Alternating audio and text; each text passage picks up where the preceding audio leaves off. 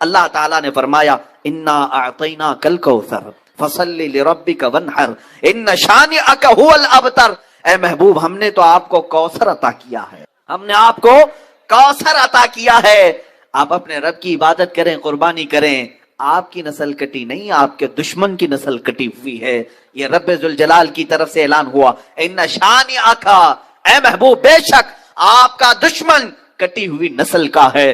پتہ یہ چلا گستاخان رسول کے خلاف جواب دینا اور انہیں بات کرنا یہ سنت الہیہ ہے، یہ رب ذوالجلال کا قانون ہے، اللہ نے جو فرما دیا وہ حق ہے۔ اب سنیے میرے مصطفیٰ کریم صلی اللہ علیہ وسلم کو گالی دینے والا، گستاخی کرنے والا، جس نے کہا تھا نسل کٹی ہوئی، ڈھونڈ کر کے نکالو پوری دنیا بھر میں ابو لہب کی اولاد کہاں ہے، ابو لہب کے بیٹے کہاں رہتے ہیں، اس کی وراثت کن میں تقسیم ہوئی، آپ ڈھونڈ کر کے نکالیں گے کہیں آپ کو پتہ نہیں چلے گا اس کی اولاد کیا، اس کے پوتے پوتے اور نواسوں تک بھی اولاد نسل نہیں چل سکی، اولاد ہی ختم ہو گئی اور اس کا نام و نشان بھی مٹ گیا۔ ابو لہب کی جو موت ہوئی اس حالت میں ہوئی کہ اس کو سخت ترین بیماری لاحق ہوئی، یہاں تک کہ اس کو ایک گڑھے میں ڈال کر کے اس کے ہی بچوں نے پتھر اس پر ڈالے تھے، اتنے پتھر مارے گئے تھے کہ اس کا جسم پورا پتھروں سے لہولہان تھا، وہ خود مٹا، اس کی اولاد نہیں رہی۔ لیکن آؤ میرے رب ذوالجلال نے میرے مصطفیٰ کی جو شان بیان کی انا اعطیناک الکوثر، اس آیت کی تفسیر کے اعتبار سے آج ہندوستان نہیں، جے پور راجستھان نہیں، بلکہ دنیا کے کسی بھی کونے میں جاؤ رسول اللہ کی آل و اولاد کی خوشبو تمہیں ضرور نظر آئے گی، ہر جگہ سادات موجود ہیں، سید حضرات موجود ہیں۔ یہ کس کی نسل ہیں؟ یہ فاطمۃ الزہرا کی نسل آج پوری دنیا میں ہے، جن کو میرے آقا صلی اللہ علیہ وسلم نے اپنی اولاد فرمایا ہے۔ عزیزان گرامی، حضور کو کہنے والے کہ نسل کٹی ہے وہ خود کٹ گئے، مگر میرے مصطفیٰ کی نسل آج پوری دنیا میں جس طرح محفوظ ہے، کائنات میں کسی کی نسل اس طرح سے محفوظ نہیں۔ ایک بات یاد رکھیں، حضور کی جو نسل ہے آج اس طرح کی پوری دنیا میں کسی اور کی نسل محفوظ نہیں۔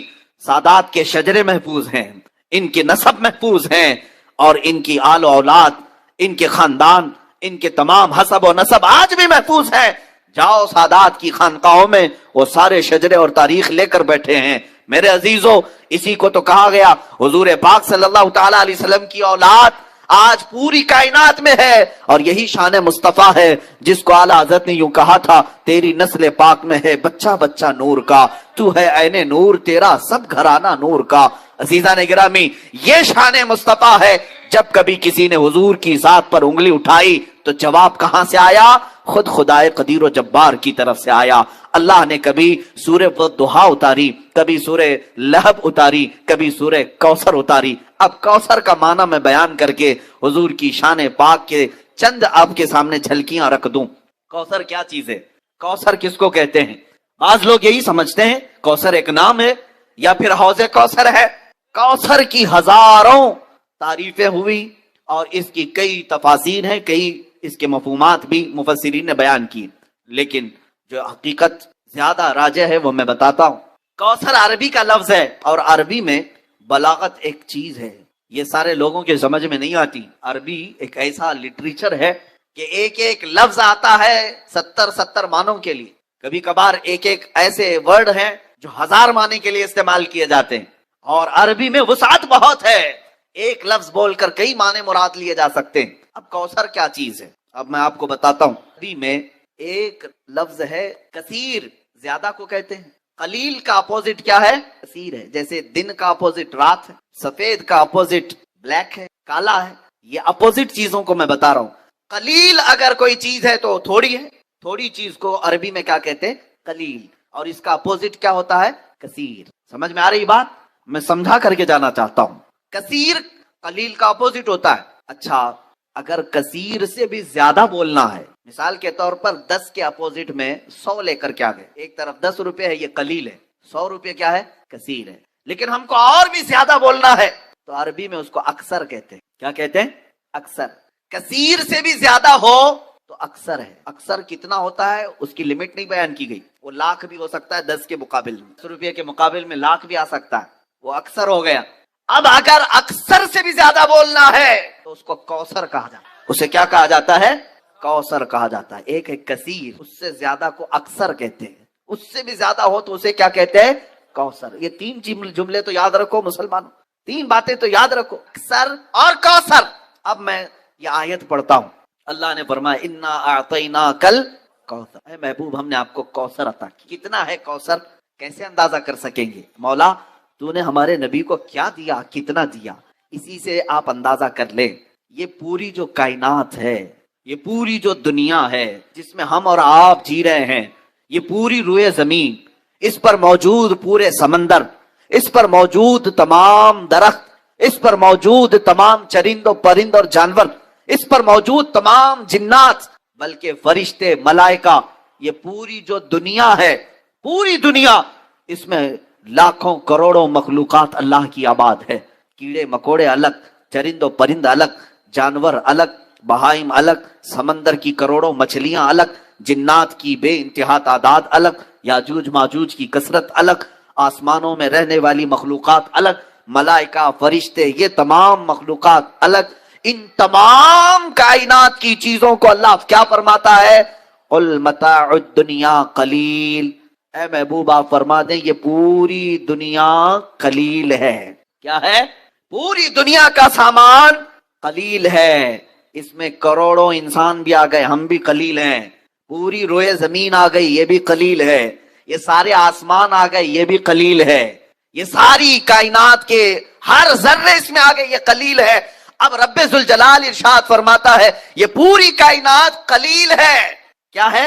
قلیل ہے، اور اس کائنات سے اگر کچھ زیادہ ہونا چاہیے تھا تو وہ کثیر ہے، اور کثیر سے بھی زیادہ چاہیے تھا تو اکثر ہے، اور اکثر سے بھی زیادہ چاہیے تھا تو وہ کوثر ہے۔ اے محبوب ہم نے آپ کو یہ پوری کائنات میں موجود یہ قلیل نہیں دیا، اس سے تھوڑا زیادہ کثیر بھی نہیں دیا، اس سے زیادہ اکثر بھی نہیں دیا، اے محبوب ہم نے تو آپ کو کوثر دیا ہے۔ اس میں ایک بات میں عرض کر دوں، بڑی لگتی ہوئی بات ہے، میلاد قریب آ رہا ہے، ہم سب کے لیے علاج بھی ہے، دوا بھی ہے۔ میں تقریباً ہر میلاد میں اس حکایت کو بیان کرتا ہوں، سعادت الدارین میں موجود یہ حکایت ایمان افروز ہے۔ ایک غریب آدمی، مفلس آدمی، قرض میں ڈوبا ہوا، پریشان حال، کئی لوگوں کے قرضے لیا ہوا آدمی تھا، اور اس کے جو قرض دار تھے انہوں نے پیسے مانگے، جب وہ دے نہیں سکا تو قاضی اسلام جو اس وقت تھے ان کے پاس مقدمہ کر دیا کہ یہ ہمارے پیسے لیتا ہے، کھا جاتا ہے، دیتا نہیں۔ قاضی نے بلایا اور کہا کیوں نہیں دیتا؟ کہا غریب آدمی ہوں، پیسے نہیں ہیں۔ کہا یہ بہانہ نہیں چلے گا، ان لوگوں کے جو تو نے قرضے لیے، قرض میں ڈوبے ہوئے لوگ جو آتما ہتیا کرتے ہیں، خودکشی کرتے ہیں، سن لو، بزدل نہ بنو، جان تمہاری بڑی قیمتی ہے، قرض میں اگر آج ڈوبے ہو، میاں اندھیرا آنے کے بعد اجالا بھی رب ذوالجلال ہی لاتا ہے۔ زندگی میں اگر اندھیرا آیا تو ڈرنا نہیں، کل کی صبح ہونے والی ہے، سورج تو نکلے گا۔ اب وہ قرضدار کو قاضی نے کہا 3 دن کا ٹائم دیتا ہوں، اگر ان کا قرضہ دے دیا تو ٹھیک ہے، ورنہ تجھے جیل میں ڈال دوں گا، جیل میں بھیج دوں گا۔ چھوٹے چھوٹے بچے تھے، بیوی تھی، روتا ہوا باہر نکلا، ایک بزرگ سے ملاقات ہوئی، پوچھا کیا بات؟ بتایا ایسا ایسا معاملہ ہے، قرض میں پریشان ہوں۔ اس بزرگ نے کہا کوئی بات نہیں، دنیا میں تجھے اگر تکلیف ہوئی ہے تو ایک کام کر، رات کو جا، نماز عشاء کے بعد کسی ایک اندھیری کوٹھری میں بیٹھ کر کثرت سے میرے آقا پر درود بھیج، حضور کو یاد کر اور اپنے غم کی داستان حضور کو ہی سنا، ان کا دربار آج بھی کھلا ہے۔ اس نے اس بات میں ہمت محسوس کی اور گھر آیا، رات کا وقت جیسی ہوا، نماز عشاء کے بعد کمرہ بند کر کے ایک اندھیری کوٹھری میں رونے لگ گیا۔ اور جب کسی پر غم آ جاتا ہے تو بے اختیار آنسو بھی نکلتے، درد اس طرح کا تھا کہ کوئی چیز اس کے پاس نہیں تھی، بیوی بچوں کو پالے کیسے اور قرضہ ادا کیسے کرے، روتا روتا درود تو پڑھتا رہا، اور جب کافی رات ہو گئی، آنکھ لگ گئی، وہیں گر گیا، بستر پر لمبا ہو گیا۔ اور میرے عزیزو یہی وہ رات تھی جب خواب میں تاجدار مدینہ تشریف لائے، میرے آقا صلی اللہ علیہ وسلم تشریف لائے۔ اللہ اللہ، وہ آفتاب رسالت، چمکتا ہوا چہرہ، گلاب کی پنکھڑیوں والے لب، جب میرے آقا تشریف لائے یہ کھل گیا، اور خواب میں ہی میرے آقا کے قدموں میں گرا۔ میرے آقا صلی اللہ علیہ وسلم نے کیا فرمایا؟ اے میرے غلام، کیا تو نے مجھے یاد کیا؟ کیا تو نے مجھے پکارا؟ ایک بات ہم نے بزرگوں سے سنا ہے، محمد کو ہم غم گساروں میں ڈھونڈو، محمد کو ہم بے قراروں میں ڈھونڈو۔ رسول پاک صلی اللہ تعالی علیہ وسلم جب کسی کا دل ٹوٹ جائے اس کے ہاں تشریف لاتے۔ اب اس غریب نے رونا شروع کیا، آقا میرے حال سب آپ پر آیا ہیں، آپ جانتے ہیں میں مفلس آدمی، غریب آدمی، تنگ دست آدمی، یہ حضور کی وفات کے 400 سال بعد کا واقعہ ہے. حضور کی وفات کے 400 سال بعد کا واقعہ. رونے لگا, کہا کہ میں قرض سے پریشان ہوں. قاضی نے مجھے کورٹ میں بلا کر کے کہا 3 دن میں اگر قرضہ نہیں دے گا تو جیل میں ڈال دوں گا. میرے بچوں کا کیا ہوگا, میری بیوی کا کیا ہوگا؟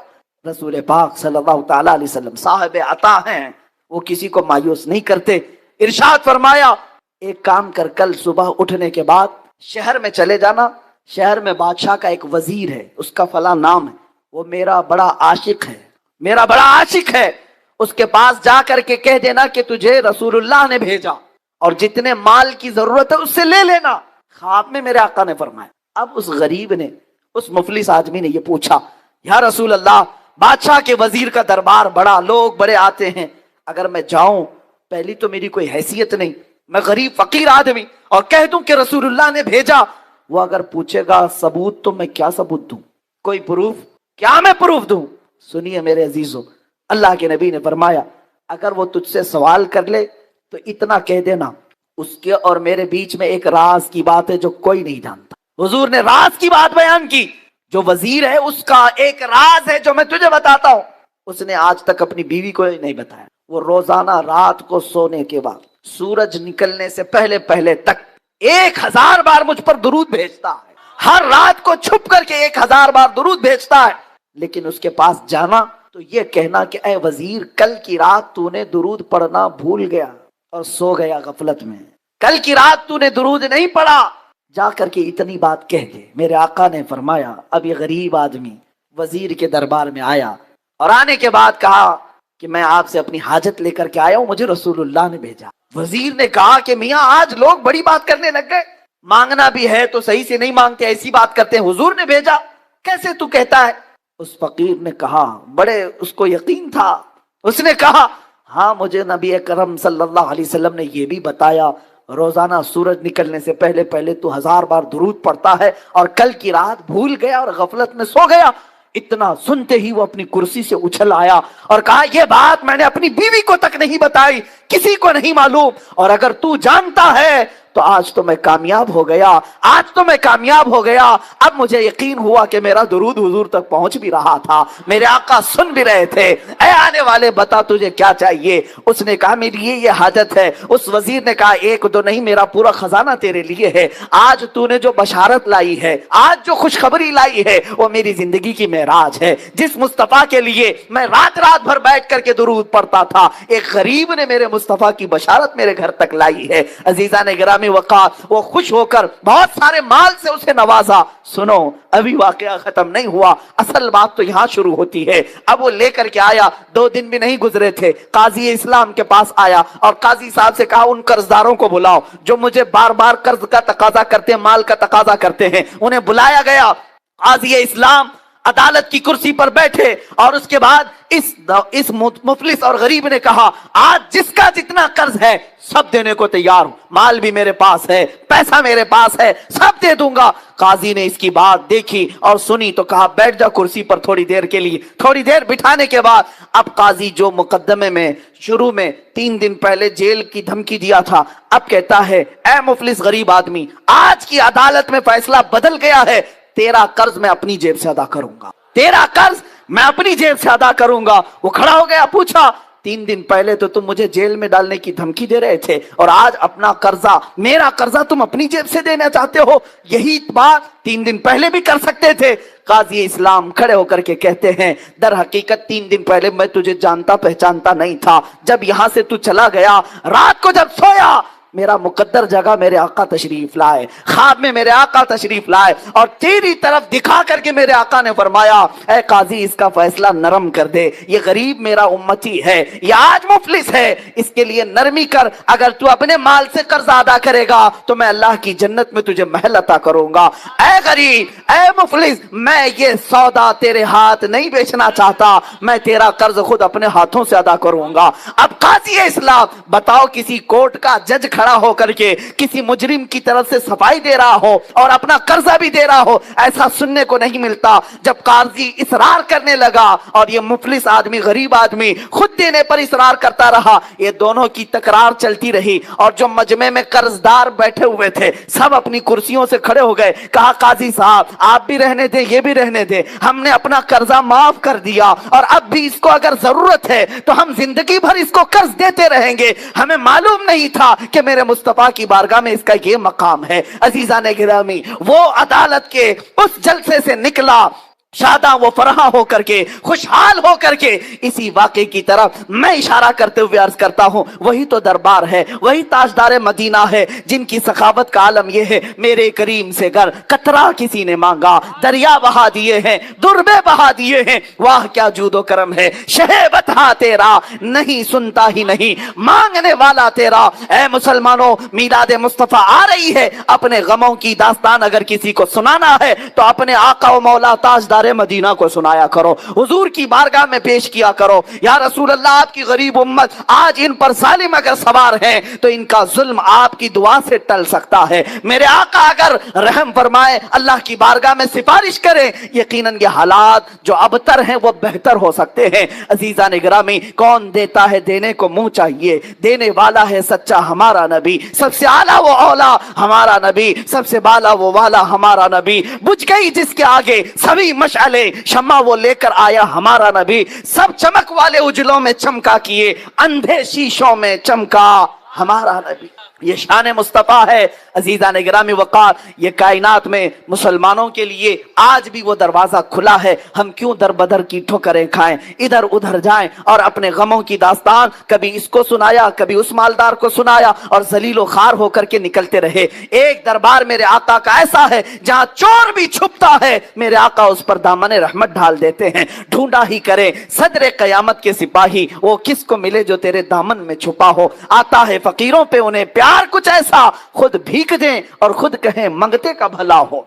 अजीजान गिरामी वक़ार, रसूल पाक सल्लल्लाहु तआला अलैहि वसल्लम की ये शान पाक कभी खत्म नहीं होगी, बयान नामुकम्मल ही रहेगा, इसलिए कि जिन सब के कलम टूट गए और यहाँ पर सफ़हे इसके सफ़हे सियाह हो गए, मगर शान रिसालत बयान ना हो सकी। आपको मैं शोराए बारगाह रिसालत की बात अर्ज करूं, मेरे आका की शान में कभी हस्सान बिन साबित यूं कहते थे, व अहसनु मिनका लम तरा क़त्तु आइनी व अजमलु मिनका लम तलिदिन निसाओ। आपसे ज्यादा हसीन या रसूल अल्लाह मेरी आंख ने देखा ही नहीं। ये सहाबी रसूल कह रहे हैं, कोई सिर्फ बरेली वाला नहीं, सहाबी रसूल कह रहे हैं, आपसे ज्यादा हसीन मेरी आंख ने देखा नहीं या रसूल अल्लाह। हकीकत तो ये है, आपसे ज्यादा खूबसूरत किसी माँ ने आज तक जना ही नहीं। यह हस्सान बिन साबित कह रहे थे। और इमाम शरफुद्दीन बूसीरी अस्कंदरिया की सरजमीन से यूं कहते हैं, हुवल हबीबुल लज़ी तुरजा शफाअतुहु लिकुल्लि हौलिन मिनल अहवालि मुक्तहिमी। या रब्बी बिल मुस्तफा बल्लिग मकासिदना